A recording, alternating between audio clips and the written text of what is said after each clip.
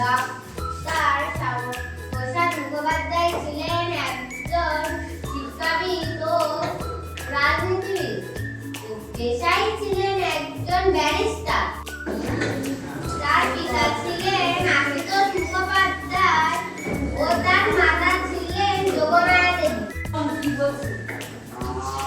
গত 23শে জুন থেকে আগামী 6 জুলাই পর্যন্ত তার মৃত্যুবার্ষিক ও জন্মবার্ষিক পালন করিতেছে।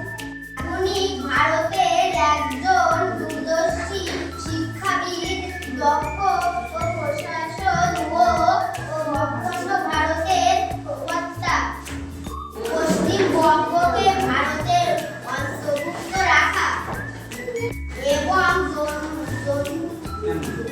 জম্মু কাশ্মীরকে ভারতের অবিচ্ছেদ্য অংশ হিসাবে প্রতিষ্ঠা করাই ছিল তার লক্ষ্য। কাশ্মীর জেলে তার রহস্যজনক